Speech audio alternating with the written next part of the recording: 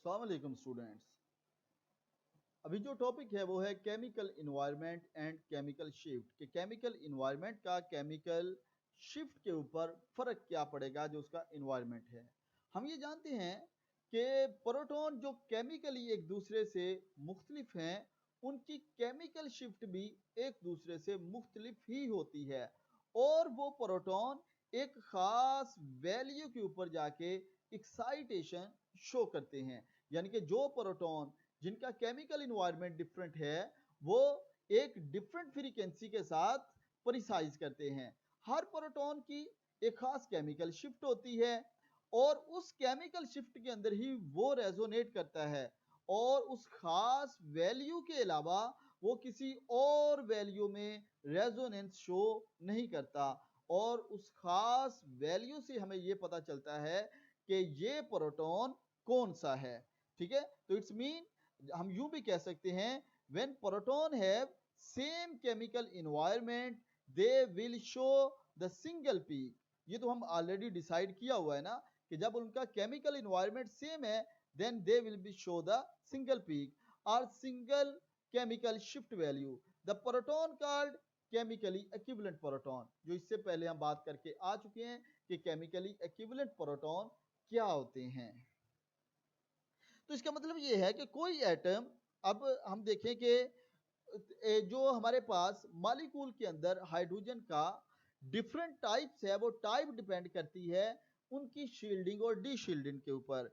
कोई एटम जितना ज्यादा डी शील्डेड है तो उसका मतलब यह है कि उसके साथ कोई वैसा ही strong electron withdrawing group लगा हुआ है, यानी कि वो स्ट्रॉन्ग विद ड्राइंग ग्रुप जो है उसको मोर डी शील्डेड कर देता है और उसकी वैल्यू फिर हायर की तरफ मूव करती है।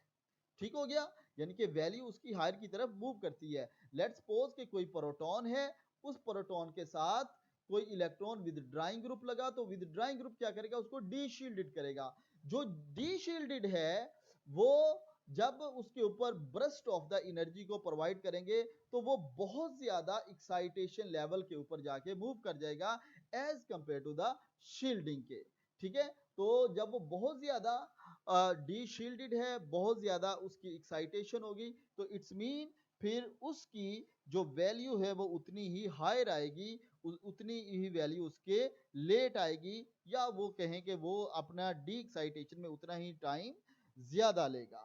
ठीक है, तो ये इसके अंदर टोटल फिनोमेना है। मैं अब इसको थोड़ा सा पढ़ता हूं तो देखें।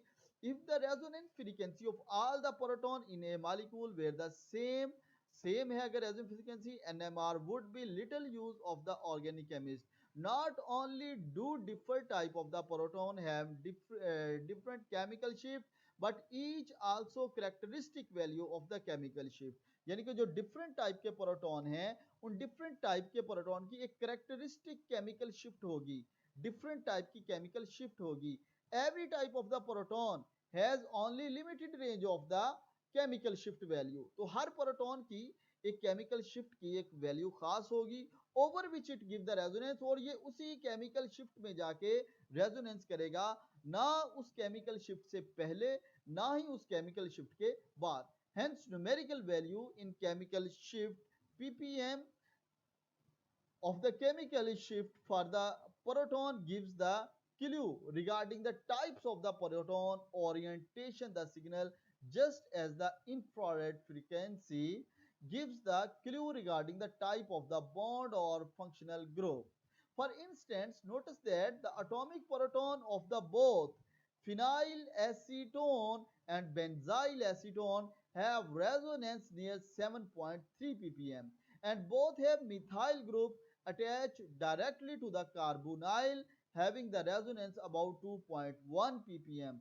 Aromatic proton characteristically have resonance near 7 to 8, where acetyl group have their resonance near 2 ppm.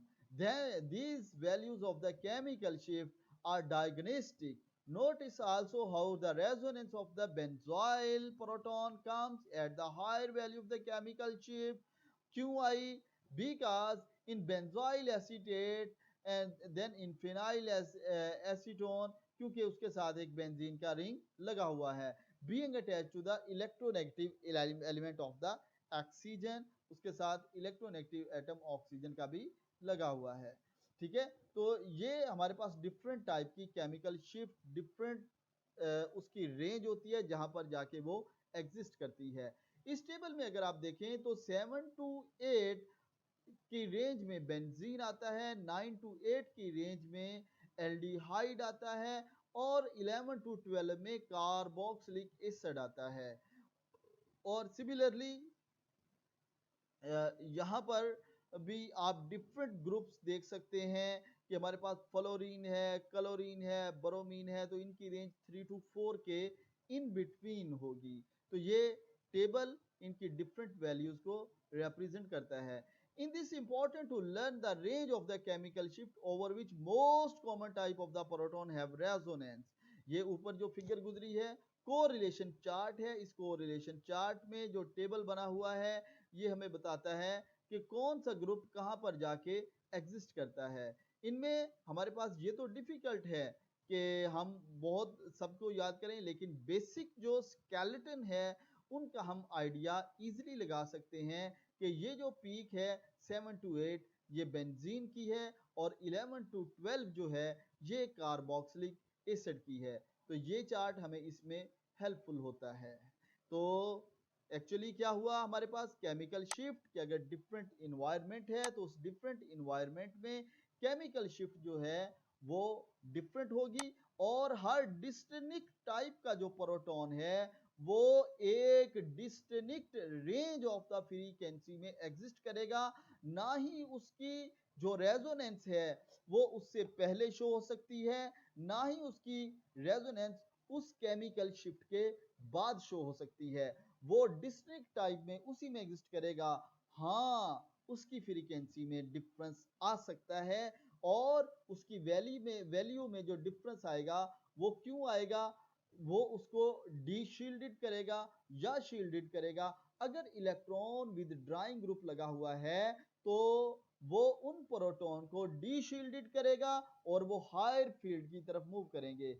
और अगर उसके साथ कोई इलेक्ट्रॉन डेंसिटी डोनेटिंग ग्रुप लगा हुआ है तो वो उसको मोर शील्डेड करेगा। अगर वो उसको मोर शील्डेड करेगा देन वो लोअर फील्ड की तरफ मूव करेंगे, उनकी वैल्यू लोअर होगी। ये मेन थीम है इस टॉपिक का, इसको आपने बहुत जरूरी याद रखना होगा। ठीक है, तो ये इस टॉपिक के बारे में थोड़ी सा छोटा सा टॉपिक था, उसके बारे में जस्ट ये वाली इंफॉर्मेशन थी। थैंक यू बेटा एंड अल्लाह हाफिज।